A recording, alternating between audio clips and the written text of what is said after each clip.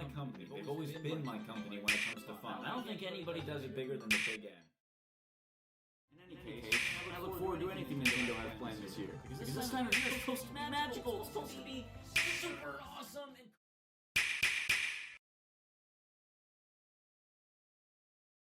and I want Super Mario 3D All-Stars! Have from-the-ground remakes of Super Mario...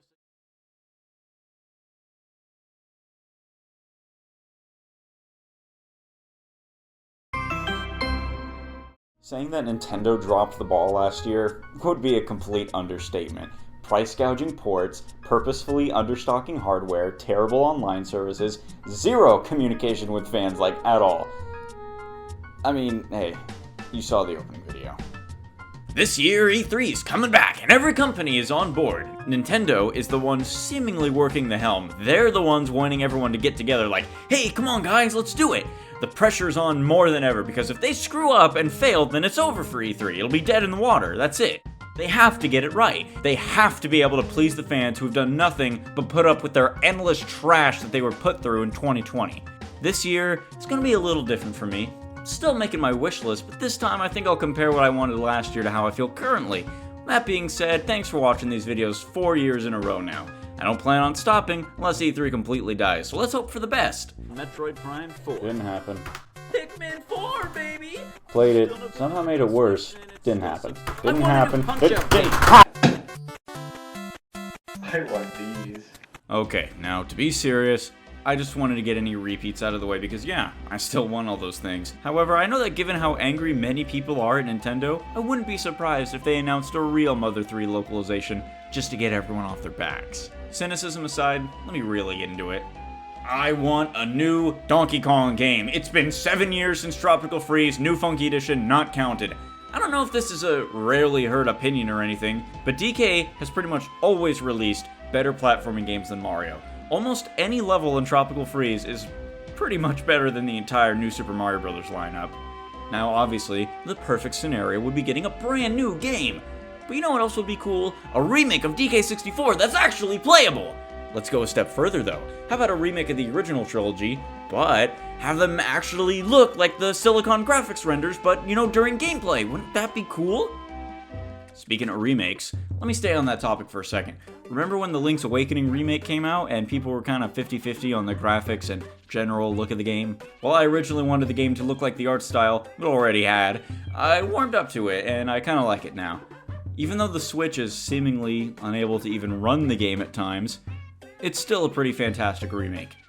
Why didn't they also give the Oracle games a makeover? It just kind of baffles me that they skipped them and pretended they didn't exist. So, how about this? Give the Oracle games the same treatment, bundle all three of them together, and then I'll pay $60 for it. Okay, Nintendo? Then remake Minish Cap and the N64 games in HD while you're at it. Also remake the Earthbound series, but give it the clay model aesthetic it had in the marketing material. Or just reuse the Awakening art style, either way is cool. Okay, it's Wario time! I don't know about you, but I'm tired of Wario's reputation being tarnished by Smash. He's not just a stupid fat guy who loves farting and garlic. Let's return to his roots as a badass, money-loving, immortal treasure hunter. A new Wario Land game, or hell, even a Wario World game, would make me forgive Nintendo. Probably. WarioWare Gold showed off his treasure hunting side, but didn't do much with it. So let's get another innovative title going, because every one of his games is fantastic. You can make a good Wario Land game. It isn't hard. That's why games like Pizza Tower exist. The audience is there. Nintendo just has to capitalize it. Okay, if you made it this far, I want you to do me a favor. Just close your eyes and think about something. Metroid, Star Fox, and F-Zero. What do these games have in common? Well, to the common man, nothing at all. But really think about it. I mean, really use your brain. They're all games that take place in space, starring bounty hunters.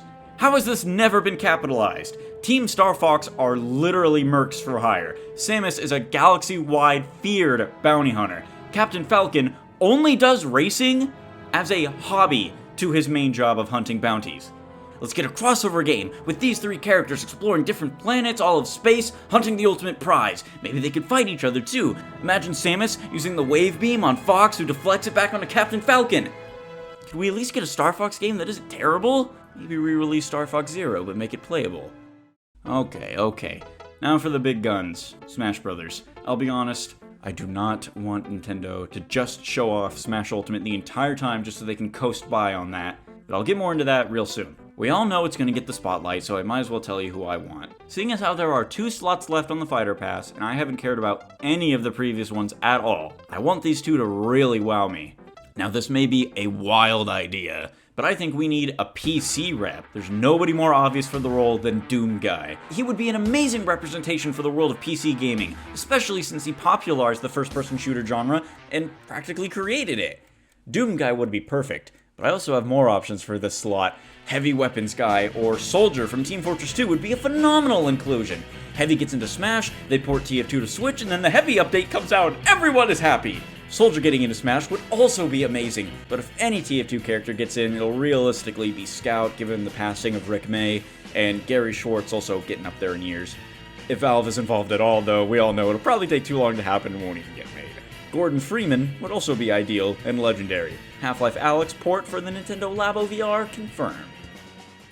Other than getting a PC rep, Crash Bandicoot would be a very meaningful inclusion given that he's another gaming icon who deserves to be in. I don't really have many other characters I want to get in, but I do have many characters I don't want to get in. Sora is a terrible decision, especially given that Nintendo and Disney hate each other. Bandana D is a stupid choice, and Kirby already gets enough special treatment.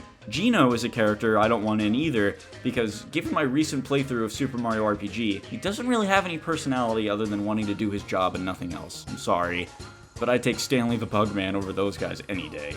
And now it's time for a lightning round of things that don't really fit into their own category. Team Fortress, Portal, Half-Life, and Left 4 Dead ports. I want Shovel Knight music in Smash, and I want a Fallout 4 port. Now, Nintendo has really been disappointing me lately, so I think it's time for me to branch out into things I want that aren't from them. I want remakes of Fallout 1, 2, and New Vegas for PC, and I want them to take their time. With Microsoft hovering over Bethesda and Obsidian's heads, forcing them to play nice, they'll have to team up and work their hardest on these.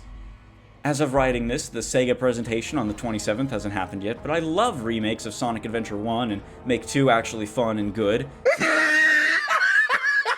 GTA San Andreas being remade would be heartwarming and would mean a lot to a lot of people, myself included.